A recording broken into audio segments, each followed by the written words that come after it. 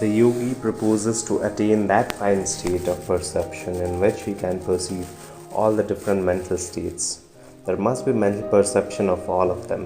One can perceive how the sensation is traveling, how the mind is receiving it, how it is going to the determinative faculty, and how this gives it to the Purusha or the soul, as each science requires certain preparations and has its own method which must be followed before it could be understood. Even so in Râja-Yoga, certain regulations as to food are necessary.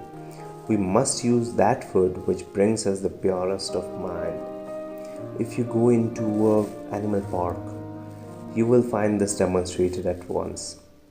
You see the elephants, they are huge, but they are calm and gentle.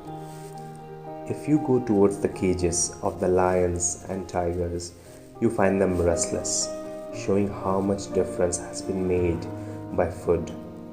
All the forces that are working in this body have been produced out of food. We see that every day. If you begin to fast, first your body will get weak, the physical forces will suffer. Then after a few days, the mental forces will suffer. First, the memory will fail. Then comes a point when you are not able to think, much less to pursue any course of reasoning. We have, therefore, to take care what sort of food we eat at the beginning. And when we have got strength enough, when our practice is well advanced, we need not be so careful in this respect. While the plant is growing, it must be hedged round, lest it be injured. But when it becomes a tree, the hedges are taken away. It is strong enough to withstand all assaults. Such is a yogi. He must avoid the two extremes of luxury and austerity. He must not fast, nor torture his flesh. He who does so, says the Gita, cannot be a yogi. He who fasts, he who keeps awake, he who sleeps too much, he who works too much, he who does no work, none of these can be yogi. It's mentioned in the 6th chapter, the 16th verse of the Bhagavad Gita. So I'll give an overview of the initial steps to practice Râja-Yoga. So Râja-Yoga is divided into 8 steps. So the first is Yama. Yama means it's non-killing, truthfulness, non-stealing, continence, and non-receiving of any gifts. Continence is controlling your sexual energy. Next is Niyama, the second one. Niyama means cleanliness, contentment with what you have, austerity, study, and self-surrender to the Creator or to the Prakriti or to the God, whatever you may say.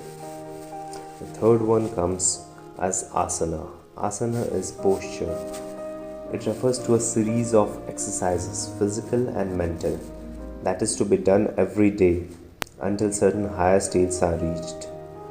Therefore, it is quite necessary that we should find a posture in which we can remain long. That posture which is easiest for one should be chosen. For thinking a certain posture might be easy for someone, so you should choose that. We will find that when we study a lot of psychological matters, that a good deal of activity goes on in the body. There are nerve currents that will be displaced and given a new channel once you start practicing specific postures. New sorts of vibrations will begin. The whole constitution will be remodeled, as it were. But the main part of the activity will lie along the spinal column, so that the one thing necessary for the posture is to hold the spinal column free, sitting erect, holding the 3 parts, the chest, neck, and head in a straight line. Let the whole weight of the body be supported by the ribs, and then you have an easy natural postures with the spine straight.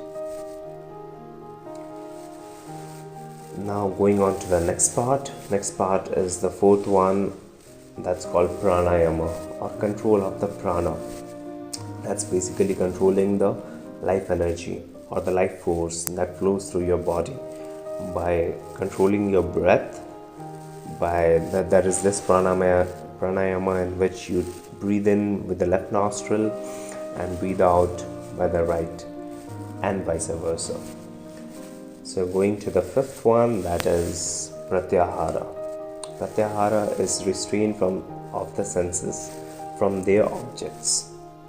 Sixth one is Dhâranâ, or fixing the mind on a spot. Seventh one is Dhyâna, or meditation. Eighth one is Samâdhi, or superconscious. As you can see, the Yama and the Niyama, the first two, are moral trainings. Without these as a basis, no practice of yoga will succeed. As these two become established, the yogi will begin to realize the fruits of his practice. Without these, it will never bear fruit. A yogi must not think of injuring anyone by thought, word, or deed. Mercy shall not be for men alone, but shall go